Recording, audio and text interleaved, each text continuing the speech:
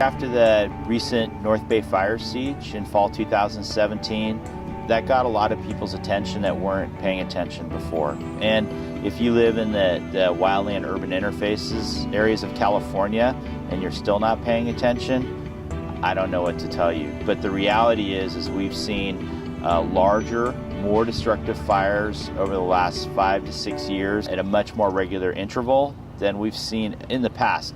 During my wildland fires in Sonoma, I ran across 2 or 3 different people that were still in their houses. The fire was coming, and you could see that they had taken no preparation to prepare for this.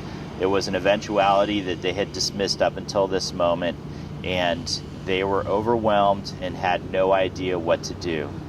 And I know, looking in those people's eyes, that at that moment, they wish they paid attention. They had not done any of their vegetation management around their structure. They had no grab-and-go bag. They had no plan to figure out what the basic essentials were and be ready to evacuate. And they'd waited till the very last moment to evacuate when everybody else in their neighborhood was long gone. At that moment, these people wish that they had a plan. And they are actually a much greater burden on us as emergency responders, because we have to help them and stop firefighting and now help them pack up their stuff and go. I would start with paying attention to the weather and what's going on. Wildland fire can strike at any time, but typically it's when we have these northeast winds, which will almost always be red flag warnings, or you come out in the morning and it's warm and dry.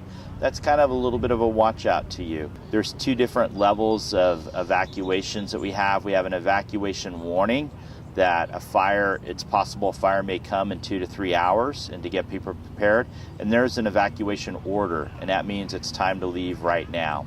If you get an evacuation warning, or sometimes you have an incident that's escalating so rapidly and you can look over and see there's smoke and fire, it's time to get ready to leave. And we encourage people that have difficulty ambulating, or if you're up in the hills in a difficult access spot, go early, move quickly.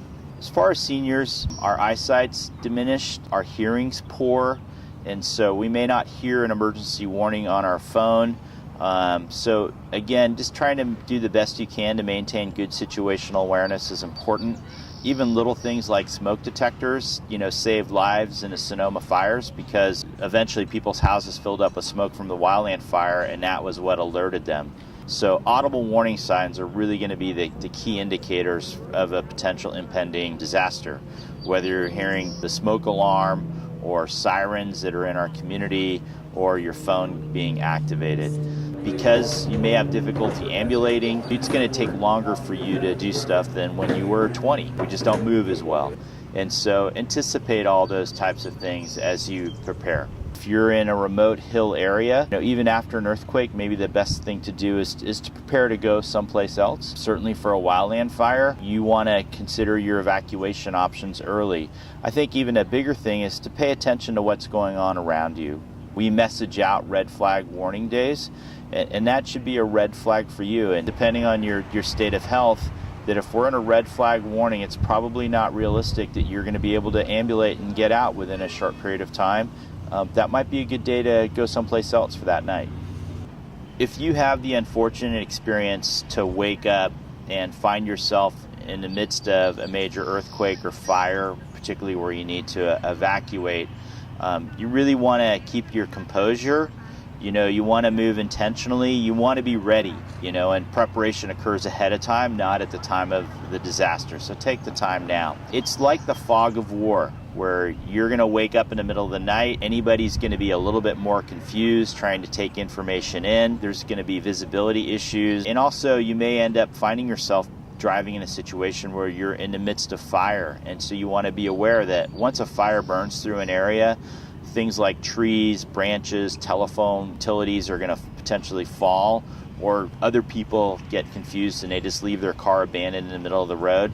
So you want to move early and work your way out. Please don't drive fast, because that just potentially adds to a more hazardous situation.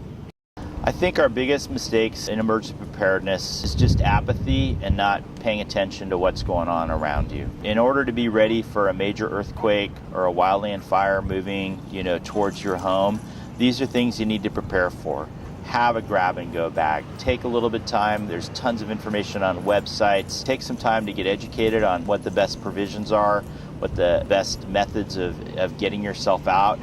Rehearse some of these scenarios. If I can't get out this door of my house, what are my other options? If I can't go down my normal way out of this neighborhood, what are other backup options to take? And then as far as disaster supplies or things that need to be maintained, take the extra time. It's not long to change your water out, update your food, and if there's something that needs to be added, spend a little time doing that.